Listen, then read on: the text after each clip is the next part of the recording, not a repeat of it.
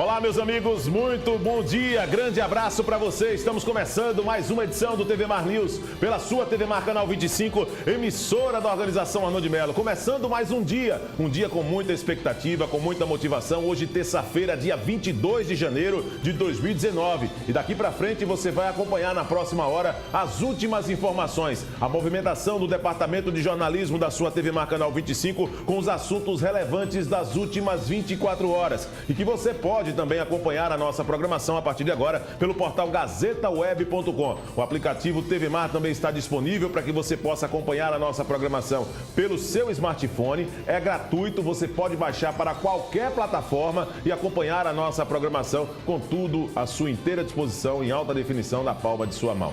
As nossas redes sociais disponíveis para que você venha interagir também com a nossa produção. Pelo Twitter, pelo Facebook, pelo Instagram e pelo YouTube. Você também tem tudo, os bastidores de cada programa da TV Mar Canal 25. E você, claro, pode interagir também através dos mecanismos de mensagem de cada uma dessas mídias sociais disponíveis para que você possa, em perfil da TV Mar Canal 25, entrar numa linha de conectividade e tirar as suas dúvidas.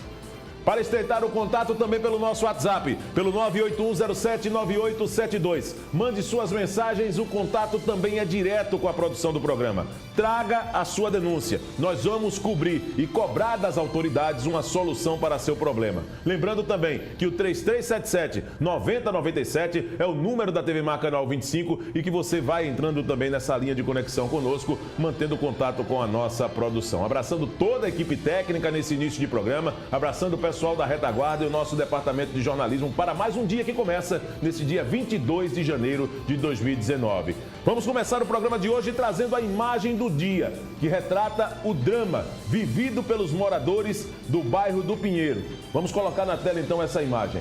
Pessoas se mudando do local diante do risco de desabamento, de uma tragédia. É o retrato de uma realidade vivida pelos moradores do Pinheiro, em que todas as entidades precisam se unir para resolver esse problema, para resolver esta questão. Nós vamos ainda trazer, nesta sequência do TV Mar News, mais um pouco desse drama que estamos relatando diariamente, em que muitos moradores ainda vivem um clima de incerteza nesta situação. Vamos dar uma olhada no tempo, rapidinho, na manhã de hoje, nesta terça-feira, com imagens de Márcio André. A movimentação em Maceió é essa. Um tempo nublado, já caiu inclusive uma chuva leve na manhã de hoje, nas primeiras horas, 8 da manhã, 33 minutos em Maceió, aqui a imagem do bairro da Jatiuca, do Estela Mares, né? Você também acompanhando com essas imagens do Márcio André aqui na abertura do TV Mar News. E o TV Mar News, você já sabe, tem o apoio, o prestígio comercial de Apvida. É a credibilidade que o Apvida sempre coloca à disposição também de todos os nossos telespectadores, internautas. O Apvida, você já sabe que oferece qualidade de serviço, oferece belo trabalho também social para a valorização do esporte e que está todos os dias aqui na abertura do TV Mar News, oferecendo também essa qualidade em seus serviços. Eu quero agora abrir o programa trazendo a matéria a respeito do drama vivido pelos moradores do bairro do Pinheiro. O programa, na verdade, criado para cobrar de uma maneira mais organizada da sociedade, em que todos adotam um discurso que é a solução para o problema, desde o suposto tremor de terra, que há aproximadamente um ano praticamente expulsou os moradores do bairro do Pinheiro de várias casas e prédios. Você vai acompanhar mais um trecho desse drama vivido agora, aqui na abertura do TV Mar News. E rachaduras nos imóveis e o clima de insegurança. Os estragos causados pelo fenômeno ainda sem explicação têm assustado os moradores do bairro do Pinheiro e Maceió, que começaram a deixar as suas casas com receio do pior acontecer. Esse sentimento de aflição e angústia trouxe representantes do movimento SOS Pinheiro ao Tribunal de Justiça de Alagoas para buscar auxílio do Judiciário alagoano. Vamos esquecer um pouco da questão geológica, porque os técnicos de fato estão dando conta do recado, eles estão estudando. A ciência tem seu tempo. A questão do Pinheiro é a insegurança que a população tem na perspectiva das suas vidas. E agora, daqui por diante, como será a minha vida? Morador do bairro há 19 anos, Geraldo tenta segurar a emoção ao falar da situação que se encontram. Tem pessoas que estão profundamente doentes do ponto de vista emocional. Nós que somos do movimento, conseguimos suportar isso daí porque Deus está nos dando força. Mas o estado emocional é muito grave.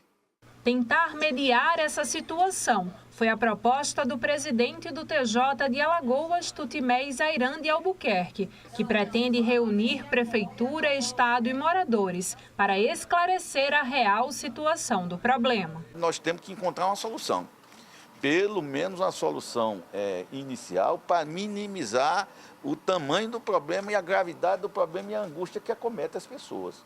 Né? Esse é o nosso dever, né? Que nós vamos tentar cumprir de duas formas, como eu disse, ou intermediando uma solução ou impondo uma solução, caso provocados. Muito bem, esse é o drama vivido, a movimentação das entidades, do Poder Judiciário a respeito dessa situação de incerteza que os moradores do Pinheiro. E eu poderia dizer aqui o seguinte, viu, gente? Demorou muito. Demorou muito para ter essa movimentação. Todos os dias, praticamente, a imprensa noticiando os fatos, cobrando solução. E quase um ano depois é que tem essa movimentação das pessoas sensibilizadas com a realidade vivida pelos moradores do Pinheiro. É uma situação triste, uma situação que exige, sim, de fato, respostas e que nós vamos continuar acompanhando as investigações para tentar, pelo menos, trazer uma solução para a vida desses moradores. Olha, as inscrições para a edição do primeiro semestre de 2019 do Sistema de Seleção Unificada, o SISU, estão abertas desde a madrugada de hoje. Nesta edição, 235.461 vagas em 129 instituições de todo o país estarão em disputa. Podem participar os candidatos que fizeram o Exame Nacional do Ensino Médio, Enem, em 2018, e não tiraram nota 0 na prova de redação. Zerou a prova, aí fica difícil. Cada candidato poderá se inscrever em até 2 vagas, especificando a ordem de preferência e o turno no qual esta pessoa gostaria de cursar. Então não perca essa oportunidade. Hoje também é um dia importante para o mundo da educação com a abertura do SISU. Mas até chegar no SISU, o aluno passa por uma longa estrada e acompanhada também de perto por dezenas de professores. E para falar sobre a realidade da vida de quem trabalha em sala de aula, recebemos hoje o presidente do Sindicato dos Professores, Eduardo Vasconcelos, aqui no estúdio, para poder conversar com a gente a respeito dessas dificuldades, do atual cenário e principalmente do perfil do aluno de Alagoas para a preparação desses cursos e concursos que acontecem praticamente todos os anos e que oferecem muitas vagas para um crescimento profissional e um crescimento do caráter. Eduardo, seja bem-vindo aqui no estúdio. Muito obrigado, inclusive, por atender a solicitação da nossa equipe de jornalismo. Eu gostaria que você falasse como é que está a rotina de um professor hoje em dia em sala de aula. Bom dia. Primeiramente, bom dia. Eu gostaria de agradecer o convite, é sempre um prazer, estou sempre à disposição. O que a gente tem que deixar bem claro não é a quantidade de vagas que irão abrir, isso é importante, mas é principalmente a qualidade do ensino, seja na rede pública, seja na rede privada. E o que a gente percebe claramente? Que a precarização do trabalho docente, ela se dá de 2 formas. Na rede pública, principalmente através da figura do professor contratado, do professor monitor, que infelizmente em vários municípios aqui do estado de Alagoas passam por uma situação extremamente complicada. A gente tem um exemplo aqui de um município que eu venho recebendo, apesar de não representar, certo? Mas eu acho que é até uma questão de mérito, de ligações, de mensagem pelo Facebook, de professores passando fome, professores que vão retornar agora no dia 28 e que não têm a condição nem do transporte, porque na verdade a prefeitura não pagou o 13º salário, certo? E no caso da educação privada, uma boa parte é a questão da mercantilização da educação. E por outra parte, a total precarização. Tanto é que recentemente a gente enviou à CEMED aqui de Maceió uma lista de 122 escolas da educação infantil do ensino privado, para que essas escolas sejam fiscalizadas, sejam acompanhadas pela gerência de normas e regulamentações da CEMED. Por quê? Porque hoje a quantidade de escolas, principalmente de creches e escolas da educação infantil clandestinas, é muito grande. E essas escolas são as que mais precarizam o trabalho docente. São aquelas que pagam abaixo do piso, aquela que coloca o professor para lavar banheiro, para lavar sala, né? Não desmerecendo o trabalho, né, do auxiliar de serviço geral, mas a gente percebe claramente que aí a gente tem um desvio sério de função. Sim. Então essa é a realidade básica e que reflete, infelizmente, nos piores índices em várias formas de avaliação no Brasil e coloca Alagoas entre os piores. Enquanto a gente tratar a educação dessa forma, não como prioridade, no caso do ensino público como gasto e no caso da educação privada como mercadoria, a gente vai, infelizmente, acabar amargando os piores índices do Brasil. Isso retrata falta de educação, consequentemente violência, certo? E um número excessivo de atendimentos por problemas de saúde, porque essa ligação ela é clara. A melhor formação faz com que você tenha maior cuidado com a saúde. No caso, seria a saúde pública. Verdade. Certo? Isso acaba enchendo hospital, com doenças simples, que o básico conhecimento acabaria realmente terminando. Né? Essa ignorância, que não deixa de ser, essa falta de informação. Agora, nós estamos conversando com o Eduardo Vasconcelos, que é presidente do Sindicato dos Professores aqui no estúdio. E quando se fala em mercantilização em alguns segmentos, principalmente quando se tem essa linha em que todos buscam o mesmo propósito, que é levar o conhecimento para o aluno. Que tipo de realidade é essa, quando você cita a mercantilização do ensino, por exemplo, de alguns professores? Vou dar um exemplo claro. No ensino superior, né, o governo anterior, né, o chamado governo Lula e Dilma, ele teve um mérito que foi justamente democratizar o acesso, através de vários programas, como o ProUni, né? Só que não regulamentou. E isso abriu um espaço de mercado importante, como se diz, né, vulgarmente, para ganhar dinheiro. Então, vários grupos de investimentos viram na educação superior aqui no Brasil um espaço significativo para poder lucrar. E o que é que aconteceu? Né? A gente teve um exemplo claro de, recentemente, um grupo de investimento que geria a Ambev, que é a cervejaria, né? Tomou conta durante um bom tempo de um dos maiores, vamos dizer assim, grupos do ensino superior do Brasil. Qual é o interesse desse pessoal que está aí completamente difuso pelo mundo? São investidores numa área extremamente estratégica para uma nação, que é a educação. Né? Será que estão preocupados em formar cidadãos conscientes, em fomentar a tecnologia ou simplesmente lucrar? Porque a gente sabe que um curso de mestrado, um curso de doutorado, que esse que realmente forma a cabeça pensante, que formam outros profissionais da educação, principalmente para o ensino superior de melhor qualidade, certo? Isso é muito caro. Com certeza. Por isso que, geralmente, quem oferece esse tipo de curso, chamado de pós-graduação em mestrado e doutorado, são as universidades públicas. Com certeza. Né? E a gente tem agora um risco sério de justamente essa parte da educação ser privatizada. E aí a gente percebe claramente que as entidades privadas, elas valorizam muito o chamado curso tecnológico, formar o tecnólogo, ou seja, aquele curso de curta duração, certo? E aquele curso que mais lucro fornece em pouco tempo. Isso acaba atendendo também uma necessidade que é do próprio ser humano, né? De querer uma qualificação rapidamente, né? Isso, e acaba queimando superior. Etapas nessa oportunidade porque não tem uma preparação adequada por aí, Isso, né, Eduardo? E pegando diretamente na qualidade de ensino. Sim, com certeza.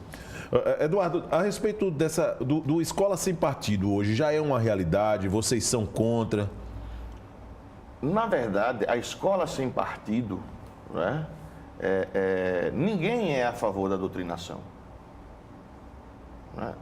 Falam-se tanto em professores que doutrinam, mas na minha opinião, e eu acho que na opinião da direção do sindicato que eu presido, e eu acho que também na direção do próprio Sinteral, é claro que, na verdade, isso aí se tornou um palanque eleitoral. Se tornou uma pauta para se arrumar voto. E já colocou quem já estava na berlinda, que é o professor, agora como vilão da história. Isso é fato. Né? Então, na verdade, quando a gente diz a escola livre, que na verdade se tornou aqui a escola livre, Sim. que nacionalmente é a escola sem partido, né? A gente, primeiramente, foi o sindicato que entrou nacionalmente, através da nossa confederação, com ação direta de inconstitucionalidade, e o ministro Barroso, ele suspendeu liminarmente, né, os efeitos dessa lei aqui em Alagoas, mas a gente sabe claramente que isso é palanque eleitoral.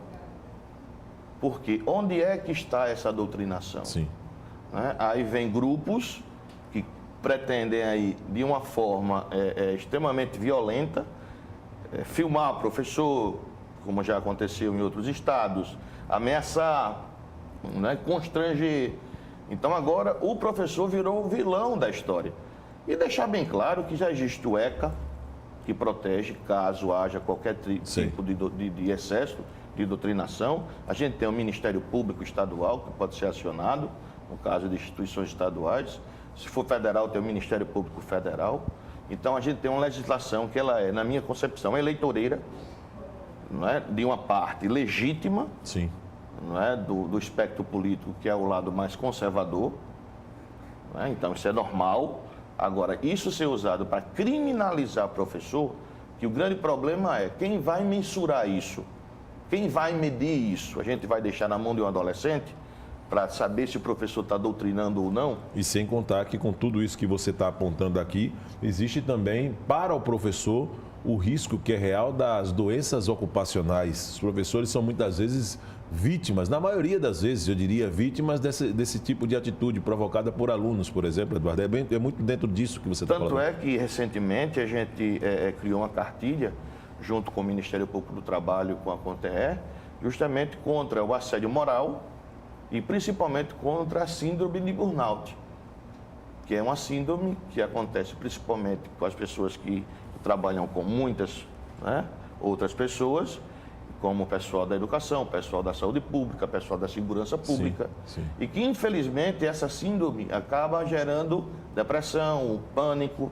Então, o número de professores hoje que está doente, não só fisicamente, com problema de voz, com problema de síndrome do túnel do carpo, Sim. ombro doloroso, né, pelo espaço ergonômico insuficiente, por não respeitar as normas regulamentadoras do Ministério do Trabalho, é muito grande, mas a gente começou a detectar, só para você ter uma ideia, a gente criou no Simples de Alagoas o núcleo de apoio psicológico. A gente tem um psicólogo lá, certo. E ele atende gratuitamente, né, os professores, e a gente está acompanhando, se eu não me engano hoje, 14 professores, não é, com depressão, com pânico, e 2 professores com tendências já suicidas. Nossa. Porque o nível de pressão foi tão grande, né, que isso acabou gerando esse tipo de comportamento. Entendi. Certo? Então, o problema é muito mais sério do que a gente pensa. Então, ao invés de a gente acolher numa nação que se pretende, não é, se desenvolver através da tecnologia, através do conhecimento, a gente colocar o professor como vilão da história, já recebe mal, já não tem condições dignas, né, no meio ambiente de trabalho, apesar de ter melhorado muito, certo? A gente não pode negar isso, mas que infelizmente agora virou o vilão da história. Agora, Eduardo, diante de tudo isso que você está colocando, até para que a gente possa dar andamento à entrevista, quais as ações que vocês têm planejado para o retorno às aulas? E linkando com essa pergunta e pelo que você colocou agora, a preocupação que o sindicato tem com a possível liberação de porte de armas diante de tantos casos de violência, de traumas que você já falou que os professores sofrem. Diante de uma situação como essa, eu gostaria do posicionamento seu como presidente do sindicato. Porque quando a gente coloca a questão do posse, né, da posse de armas, querendo ou não, isso vai depender muito dos pais, né, não vai entrar no mérito, mas você pode deixar mais acessível uma arma dentro de casa. E até, consequentemente, a gente está falando de crianças, de adolescentes, né, que querem se afirmar, né, ser aceita pelo grupo. Né? Vários registros, por exemplo, nos Estados Unidos, de coisas como essa. Eu ia falar agora. Então, é algo muito comum, né, alguma disputa por bullying, que infelizmente é uma realidade que acontece, né, um jovem, adolescente, uma criança levar uma arma, é muito mais fácil porque ela terá muito mais fácil acesso. Sim. Certo? Isso vai depender muito da responsabilidade do adulto. Certo? Eu tive um exemplo dentro de casa, meu pai é policial rodoviário federal, hoje aposentado. Sempre houve arma dentro de casa, mas sempre num cuidado extremo, para que realmente a gente não tivesse nenhum acesso à arma. É muito complicado isso. Então você coloca, por exemplo, vem logo, querendo ou não, inconscientemente, os casos recorrentes que acontecem, por exemplo, nos Estados Unidos, onde a gente tem aí verdadeiras carnificinas e que muitas vezes os professores são considerados até como heróis, porque são aqueles que estão lá na frente e que buscam proteger justamente a coletividade dos estudantes. Então é uma realidade que a gente infelizmente teme, né? A gente infelizmente, agora é fato, né? É lei, agora a gente vai ter que ter uma forma de tentar informar e de tentar prevenir. Agora que o imponderável agora está no nosso caminho. Imaginar que o professor passa por a mesma questão que qualquer cidadão comum hoje, né? O cara sai de casa para trabalhar, mas pode não voltar do lado da família. Verdade. Né? As ações, o que é que tem em pauta, Eduardo, para a gente finalizar a entrevista para 2019 pelo sindicato? O que é que vocês pretendem colocar em pauta, em execução? A gente tem um projeto que é bem interessante, que ele vem desde 2015, que é o chamado procedimento promocional. Eu acho que foi o nosso grande carro-chefe da nossa gestão, que foi justamente um pedido que a gente fez ao procurador do trabalho, o Dr. Rodrigo Rafael Alencar, para que as escolas da rede privada elas fossem fiscalizadas, entre aspas. Não tem um caráter inicialmente de punição, mas que a gente fizesse uma análise objetiva de como anda a realidade, principalmente do meio ambiente de trabalho. Certo. E o que a gente encontrou, infelizmente, foi uma realidade extremamente desfavorável, daí o autoadoecimento dos professores. O doutor Rodrigo chamou o Sereste aqui de Maceió, que é infelizmente um órgão público que é extremamente desvalorizado e desconhecido pela população, que é o Centro de Referência de Saúde do Trabalhador. E a gente, em conjunto, a gente passa a lista das escolas, o Ministério Público pede para o Sereste e a gente acompanha. A gente fez alguns cartazes informativos sobre a questão da voz, sobre a questão da ergonomia, né, para evitar, entra a palavra prevenção. E mais de 140 escolas, elas já foram visitadas, estão sendo acompanhadas, estão se adaptando para que, e é bom que não só os professores e as professoras são beneficiados, todo o corpo técnico e administrativo também, né, acaba sendo beneficiado. E agora, no dia 13, ontem eu fui convidado informalmente, mas será enviado um convite lá para o Simpro, acontecerá um grande encontro promovido pelo próprio Sereste, que vai convocar o Ministério Público do Trabalho, várias instituições de ensino privado, do básico e do superior, os sindicatos que representam e também o CREA, o Conselho Regional de Engenharia e Arquitetura. Não é? Porque algumas escolas vão ter que se readaptar. Então, isso está agindo diretamente na prevenção de doenças ocupacionais, já que vocês estavam falando aqui no início, né, sobre a matéria sobre doença ocupacional, e que, infelizmente, é uma realidade muito comum do professor. Só que o professor, muitas vezes, não sabe, principalmente quando o problema ocupacional é um problema psicológico. Pânico, depressão, né? Isso muito causado pelo assédio moral. É uma coisa realmente muito triste.